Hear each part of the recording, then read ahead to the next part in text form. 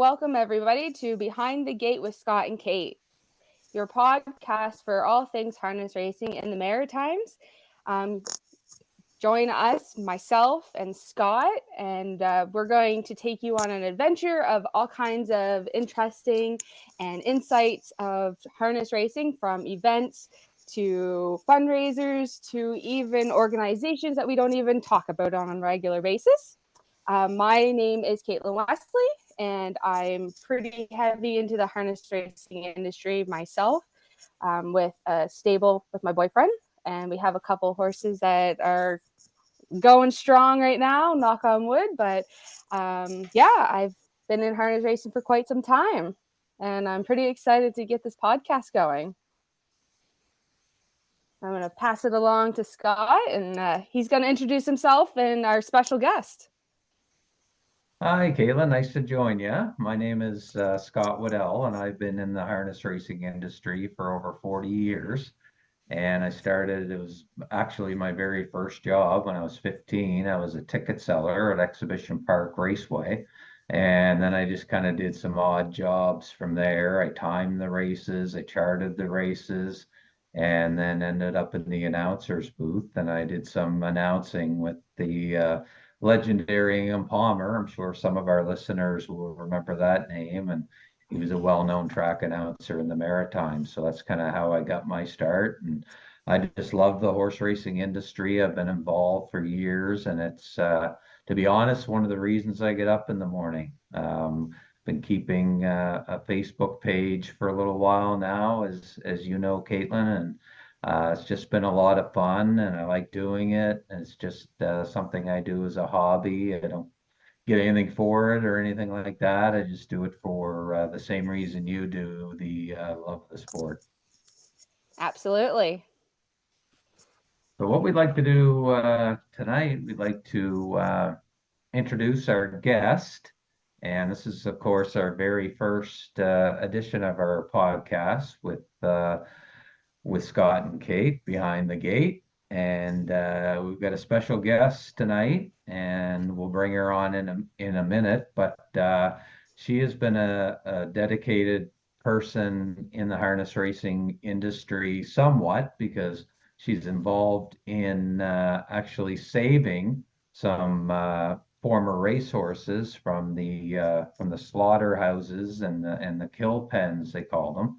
And she represents a new Standardbreds maritime group, and they've been doing some magnificent work, some fundraising and things like that. So without further ado, I'd like to bring on our special guest tonight, and wanted to mention as well that tonight's podcast is sponsored by Advanced Appetite and Steve Binkley. So we thank them for their support of our podcast. This is our very first one, so bear with us. We're ironing out a few bugs here, but I'm sure we'll get things going as the weeks progress. So Christina, welcome to the program tonight.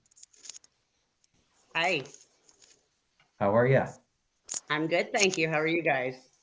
Good, good. So there's a few things we wanted to talk about tonight, and Caitlin, maybe you can discuss some of the points that we'd like to hit with Christina and the great work that she's doing here in the Maritimes, and as part of a bigger group even than that. Yeah, absolutely. So first topic, we're kind of gonna dive into what is, New Start Standardbred Maritime. And then another big thing has been, our freeze brands. They've all changed microchips, and how the kill pins work. And then, I'm very interested in, your fundraising side of things, because I have that background of doing fundraising within the Maritimes and harness racing. So I'm really interested in knowing some stuff there too. So if we start off, can you tell us, what New Start Standardbred Maritimes really is? Like, what's the goal for you guys? So, New Start Standardbreds actually originated in Ontario and has been going strong for about 4 years now. And it's been very successful in placing horses off the track, from slaughter pens, from auctions, from people in backyards that call and say, hey, there's a Standardbred in trouble. So they'll step in. It has raced into the Maritimes recently. There has been a Facebook page for about a year now. It was more so for sharing, Ontario horses out here and things. But since about Christmas time, it's really been picking up, and we've been actually making movement on Maritime horses. So it is solely run based on donations and volunteer work. Nobody accepts a wage. Nobody gets paid for any of our time. It is solely, just a passion between all of us. Kimberly Hale and Jasmine Gray Scott started in Ontario. Again, it has moved into the Maritimes now and has been very successful since Christmas time. We have actually we've brought home Mr. Bob Lewis. He is actually due home to Truro on Friday. So that's very exciting. Extreme Measure is fully funded. He's coming back to Andrea and George Renison to be rehabbed. He needs some TLC. So he's had a really rough life pounding pavement since office track days.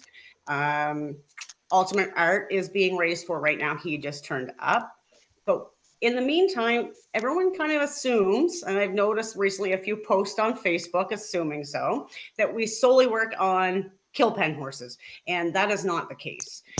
What New Start's goal is to bring a spotlight to the industry, to the racetracks, for horses coming off a track, aging out, injuries, whatever it may be, that they can't race anymore.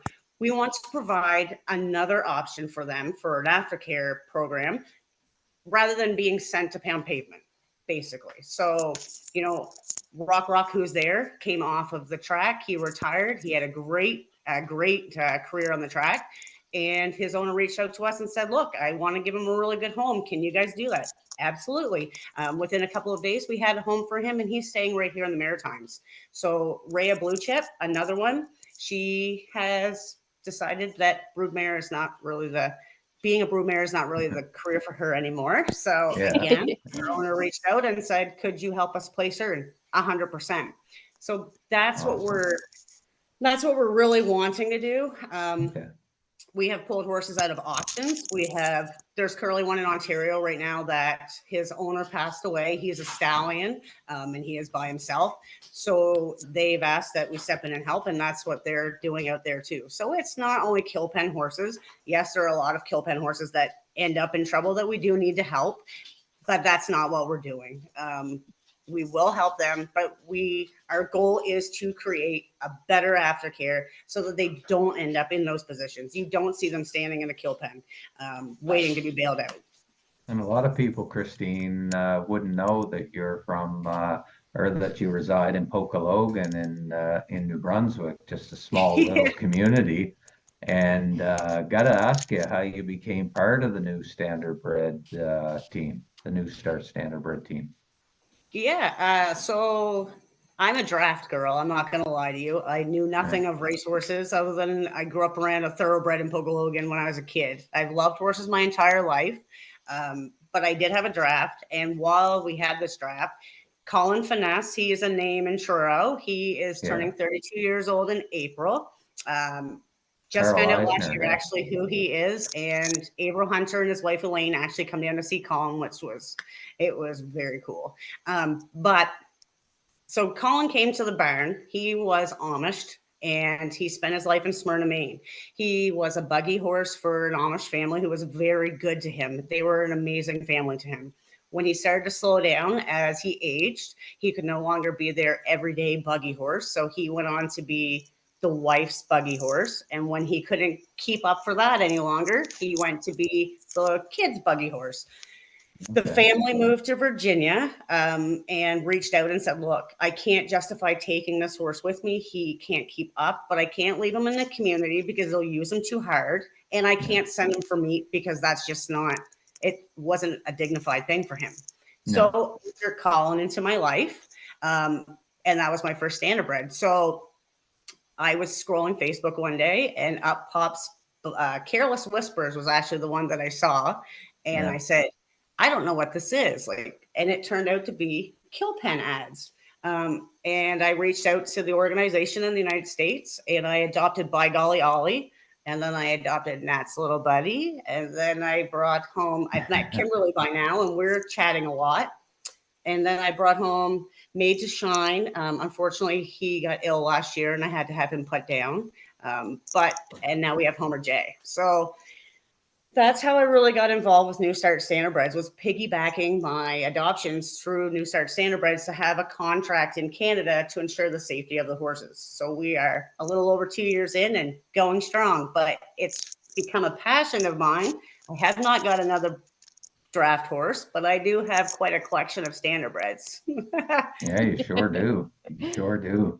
So how does it go about, like, how do you find out that there are horses available? So we have quite a few organizations in the States. Before the End of the Line is one. There's some in Kansas. There's some in Texas. There's some in Oklahoma. Pennsylvania is a really big one. We have volunteers that reach out. There's a lot of these groups that will share the horse that's available or in trouble. We can see the freeze brand and check that horse and see it's a Canadian horse. You post it. We don't necessarily always reach out to owners because not everybody's reciprocative, but you post their ad on Facebook and say, do you know this horse? Or a lot of the times Kimberly knows them because she's been in the industry her whole life, essentially, in Ontario.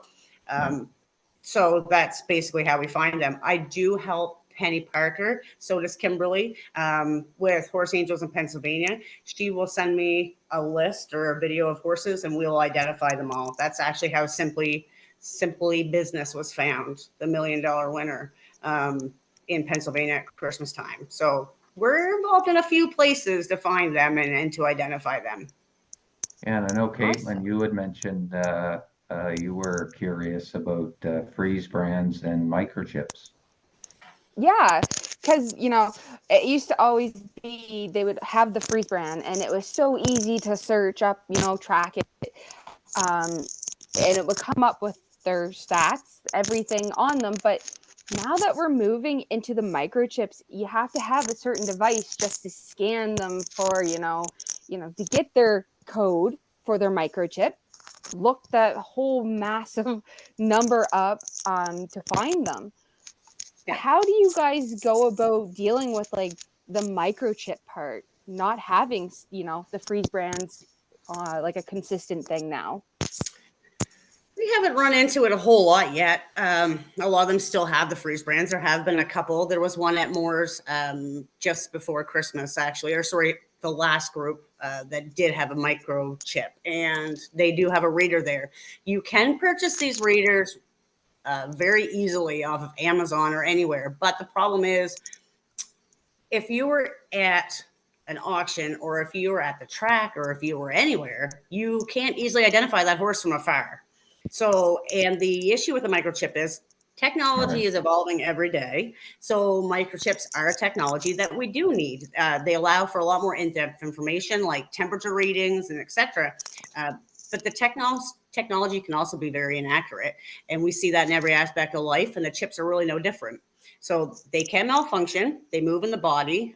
Your bodies can reject the chips, and they're not visible. So again, it's not easily to identify a chip versus a freeze brand. So the freeze brand offers a visible identity to a horse that is a lifeline to them, not just in a bad situation like everybody thinks, but in any situation. I mean, a chip can't be found on a horse at the racetrack. So they should have the brand to fall back on to correctly identify a horse. So if you can imagine being at a racetrack at $1 million race on the line, and you have to Yes. scratch that race just because the technician can't find that chip. So, Yes. I mean, a standardbred is also recognized by that. Whether it's wintertime and they're fluffy, you see that white line, you know that that's a standardbred. And we have seen it time and time again where we are contacted to help take a horse who may have been sitting in someone's backyard for 10 years and they don't know a thing about them, but they know Yeah. that that's a brand and it's a standardbred. So, and I know Kimberly has told me that she could count 10 or more horses in the last year that New Start was able to take in and place for owners that who were not standardbred people. But because that horse had a brand, someone did reach out to New Start Standardbreds asking if we could help them. So instead of the horse going to a public auction or worse, we were able to step in and give them a safety net. Awesome. So That's awesome. I guess the end note is that we do need the microchips, but it should definitely not be a microchip or a freeze brand. We need to find some Right. happy medium that we have both. Yeah, and I think, like you Absolutely. said, with I technology, it's evolving. For sure. Absolutely. Yeah, and I know on race day for myself, I don't have a horse right now that does have a freeze brand because mine are at that age where it was, my 5-year-old was the first crop to just get that chip. And Yeah. like, I have a hard time sometimes in the paddock barn for Charlie to scan him, and he's like, 1 minute he was up here, and then I come back and it's way down here, and it's like, yeah, it shifts, and I totally get it. Like, it's the way their bodies are, and that chip is one of the hardest things to, keep track of, having to have that scanner on hand at all times just to identify them. Not everyone has it. Not everyone can afford one. So it's a touch and go basis. Like, I believe in the free brand. Like, I'm sold. Like, that's just me, my personal opinion, but I'm sold on the freeze brand. I just think it's like it's a really crucial thing to them, and I don't understand, other than wanting to hide them down the road, I don't understand why you would ever want to change it. When Shiloh came, made to shine last year, he had both. He had a microchip, and I was like, oh, he has a microchip. Like, that was really exciting to me. But he Yeah. also had the freeze brand on his neck, and Right. I mean, all of my guys have it. I call it their jailbird number because they walk around and they're all like tattooed up. But Yeah. it is what it is. Like, it's important. I really think it is. I mean, if Simply Business didn't have that, they never would have found that horse in the pen. He would have just shipped off. And $1 million winner, that is not a happy ending, and that is not an Yeah. ending that he No, deserves. Not at all. So absolutely. So tell us about some of your fundraising efforts. I know that you've been raising a lot of money right here in the Maritimes and doing some raffle draws and things to raise some money for getting these horses back to the Maritimes and finding themselves a home. So what future fundraising efforts have you got in mind, Christina, to keep this going and to ensure that you can still bring some horses back to a life that they deserve? yeah, again, it is fully based on fundraising and donations. So we it's been a lot this last few weeks. I'm not gonna lie. I hate No, it's hard. posting. Um, but unfortunately, the horses don't ask to show up in the pen when they do. So No. when Extreme Measure popped up, Andrea's like, yeah, let's get him. I will foster him. George and I will help take care of him. We'll get him back to tip top shape. His feet are full of abscesses. Yeah. So he's going to need some time. So she offered to take him. Jace offered. When Mr. Bob Lewis came up, we had like 300 members on our Facebook page. We didn't have the means to fundraise for him. We did Yeah. share him. We did try, but God bless Jason Brittany. They did that on their own. They got that boy safe. Wow. But what Bob did do for New Start Standardbreds, the Maritimes Yeah. group, is he really brought awareness to us. And through the interviews and through the Facebook pages and the PayPal links and everything, he brought awareness to the group. And I do attribute a whole lot to Jace and Bob and Brittany for what we've become in such a short Yeah. time. So I don't like putting just, hey, send us $5, send us $10, send us money, send Yeah. money. So I've I been know. trying to find different ways so that people benefit. Like right now we Yeah. have one going that's I call it a third, and a third raffle. So the winner will get $500, and Yeah. Lightning Charger's coming back to Ontario. He will get $500 towards his quarantine funds, and Ultimate Art will get $500. So Okay. essentially, it's a really big raffle. It's been quite a challenge, especially after what we fundraised in such a short amount of time.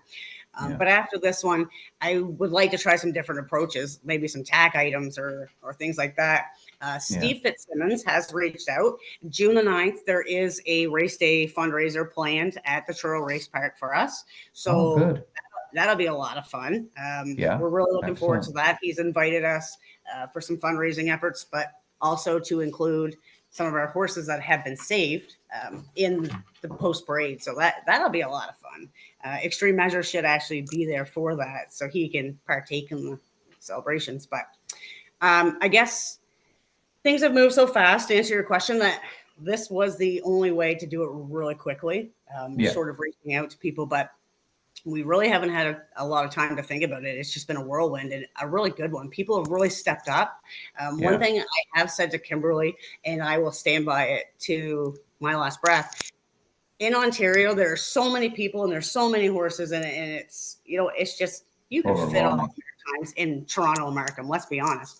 Yeah. But in the Maritimes, we take care of our own. And when one of our own is in trouble, it's not just, Extreme Measure wasn't just remembered by the Renaissance at Truro. Extreme Measure was remembered, through the whole provinces. And when he popped up, it was like a day, and we raised his bail funds. And I said, do we send him to a rescue, or do we try to bring him back? So when we kept going, it was amazing for the support that we received. So we kept going. And Ultimate Art, we'll keep plugging away, but that's our plan. There have been a couple of discussions about some things coming, but they're not really solidified yet. But Truro is definitely a solidified thing for June 9th. So we're really looking forward to that. And we have Equine Review this year that we're going to go to for the second year. We've had a lot of great donations to sell some tickets on our buckets. We really need to, once we get these horses cleaned up, we really need to focus in on our base funds, so that when a horse like Extreme Measure's in foster care, or something rises, that you find a horse at the Truro auction or whatever, and it's a hurry, that we have the funds there to help. So we really need to zero in on the base funds. Yeah, exactly. And it would be nice if operators at the different racetracks are listening to this. It would be nice for some of the other racetracks to kind of get involved and help raise some much needed funds as well. For sure. I think absolutely that's going to be the key thing. I said, we're so new. It's a new thing. Like I said, I've seen a couple posts going around, kind of mimicking that all we do is save kill pen horses, and that's not the case. The biggest thing for us is we want to intercept these horses off the track and give them a safety net, a happy ever after, a safe retirement that they've earned, and they don't have to turn up in these places. If we could get a better aftercare in the whole industry, they're not going to show up in these places. There'll be no horses to bail. Right. There's always going to be some that go through the cracks. But for the majority, if you could build a relationship and a trust within the industry, it would do leaps and bounds. There wouldn't be fundraisers for horses and pens because they'd be safely in homes. Yeah, exactly. 100%. Well, that's awesome. I'm so excited, and to know now that there is a day set for, Truro Raceway to step in and do a fundraising day for you. That's huge. That's awesome. Been in it myself. Had the chance to, step in and do stuff like that. I personally had done fundraising when two Cape Bretoners had lost their horses in barn fires. And I agree with how the Maritimes is. Like, we come together when we're when it's not just when we're in need, when anybody in the Maritimes is in need, we come together and we help support them. And I've always said, the industry is a family. We're in it for the same thing. So why we don't help each other as much as we really should, instead of putting each other down or any of that. Like, we need to be positive and pushing people to, help each other, grow the industry, improve the back end of things. Extreme Measure, he's a perfect example. Mr. Bob, he's a perfect example. Why we can't do this stuff more often and, become that family that we all are, and, make a better future for the industry. Like, I totally get it. So I'm so glad that you were able to jump on with us and talk to us about this, because not everyone really knew deep down of what it was. Like you said, a lot of people, see posts on Facebook, oh, you're only saving the kill pins. No, not really. There's other horses out there, like Mr. Bob Lewis. See how fit he was. Like, he wasn't he wasn't in dire need of groceries. He was in a dealer direct pen, and he just got to end up being bought by a dealer is what he was, and he was just going to continue going down the pipeline. And same as Homer J. When Homer J came home, Homer J made over $430,000 on the track, and he was all completely fundraised for it. Now that's a lie because one of his owners said absolutely I will help. He did donate towards his bail. One of his trainers, when I talked to him on Facebook, he's like, "Where do I send the money?" And he essentially paid off all of Homer's quarantine funds. People really did come together for him. There were some people that told me just to let him go for meat, but I don't think he raced very good for them or something. I just don't think they were biggest fans. But he was in really good shape. There was nothing wrong with Homer J. He was just at a bad place at a bad time, and a meat dealer bought him. And then they're like, we'll sell them to you for $1,000. So instead of him continuing through the pipeline further and further, we did intercept and we moved him home. But it's so much more than the kill pen. It is just. It's so much further. I mean, you look at Oak Rock, El Dorado. He's living his best life out there in Ontario right now with Jess Match and her fiance, Brad. They're having a great time. Spicy Victor, he just got surrendered in Ontario off the track. He's going to live his best life. Like this is what we need, a better aftercare. And sometimes there's funds that they want for them, and sometimes they just really want a good home for them. And another thing I will say about the Maritimes is the horses are your family here. They're not just, it is business, but they're not just a car with a motor. When the motor blows, you ship it off. It's family. Look at Electric Still with Andrea and George. He's just hanging around with some minis and being a horse. Yep. But I love it. I totally understand. I had one, and Scott, I had one off the track, and he was our pet. He was our family pet. We had to put him down to an accident, and it was heartbreaking for us. But the goal was when he was retired, he was our saddle horse. He was our pet. He was, go out and jog and have fun. Same thing as Sil is, he's there to teach people, what harness racing is, to live his best life, to be spoiled. And they all should have that opportunity. After being a hard athlete, I absolutely think that they need that safe landing. Yeah, exactly. For sure. Couldn't agree more.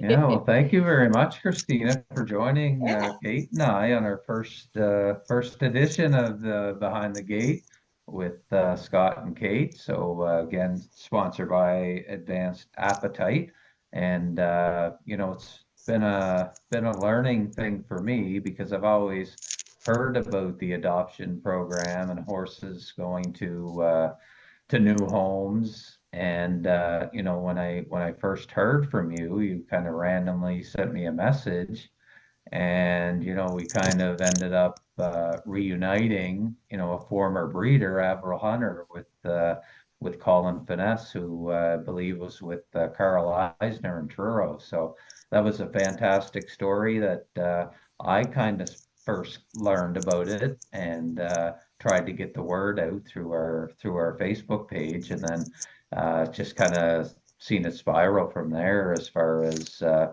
I think people's awareness of what's going on and your efforts especially.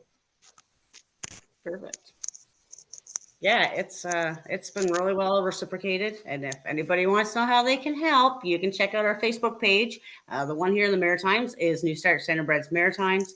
Ontario is just New Start Standardbreds with nothing. You can apply to foster. There's forms on newstartstandardbreds.com that you can fill out surrender papers or intake forms. If you have a horse that you would like to home with us, please, by all means, reach out. You can send us a message on Facebook. You can fill out an intake form. If you're looking for a specific horse, Standardbreds are not just race horses anymore. They are versatile. No. You can take them anywhere.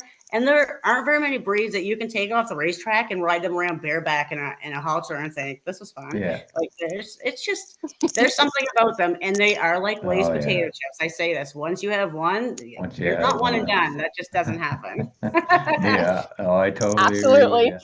agree. Yeah. Absolutely. Well, perfect. Thank you for joining. For everyone that is listening, stay tuned for our next episode because we have some super exciting things going to happen. We're going to explore and celebrate some wonderful things within the harness racing industry. So stay tuned for the upcoming episode number 2, and we'll surprise you on who's going to be on that for a special guest as well. So Thanks everyone for joining, and see you on the track.